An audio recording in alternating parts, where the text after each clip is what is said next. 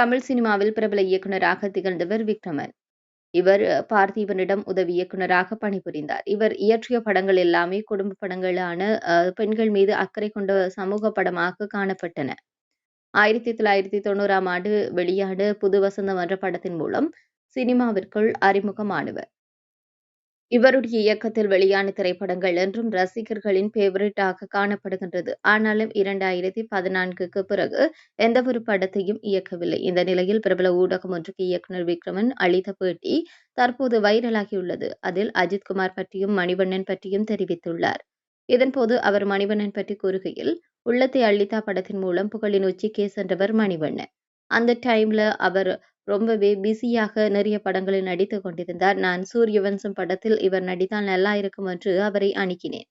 ஆனாலும் அவர் அப்போது தான் படங்களில் பிஸியாக நடித்துக் கொண்டிருப்பதாக சொன்னார். எனினும் இந்த கேரக்டர்ல நீங்க பண்ணினா ரொம்ப நல்லா இருக்கும் என எடுத்துச் சொன்னேன். அதன் பின்பு அவரும் சம்மதித்தார். ஷூட்டிங் ஸ்பாட்டில் கூட அவர் என்னை சார் என்றுதான் கூறுவார்.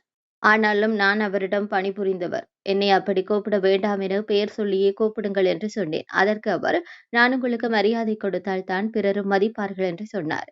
அவர் இயக்குனராக பல படங்களை இயக்கியிருக்கிறார். ஆனால் கதையை எழுதி வைத்து சொல்ல மாட்டார். ஷூட்டிங் ஸ்பாட்டிற்கு வந்து என்ன தோணுதோ அந்த டயலாக்கை தான் சொல்லுவார். அவருக்கு பல திறமைகள் இருந்தும் அதனை சினிமாவில் வெளிக்காட்டவே இல்லை மணிவண்ணன் என மணிவண்ணன் பற்றி அவர் தெரிவித்திருக்கின்றார். அதேபோல அஜித்குமாரும் 1998ஆம் ஆண்டுகளில் மிகப்பெரிய பிரபலமாக காணப்பட்டதாகவும், காதல் மன்னன், காதல் கோட்டை திரைப்படங்களின் போது அஜித் புகழின் உச்சியிலேயே காணப்பட்டார் என்றும், அப்போது அவர் 10 லட்சம் மதிப்பிலான பைக்கில் ஹெல்மெட் மட்டும் அணியாமல் வருவார். இவரை பார்ப்பதற்காகவே பெண்கள் பலரும் கூடியிருப்பார்கள். அப்படி பலருக்கு கனவு கண்ணனாக இருந்தவர் அஜித்குமார் என தெரிவித்துள்ளார்.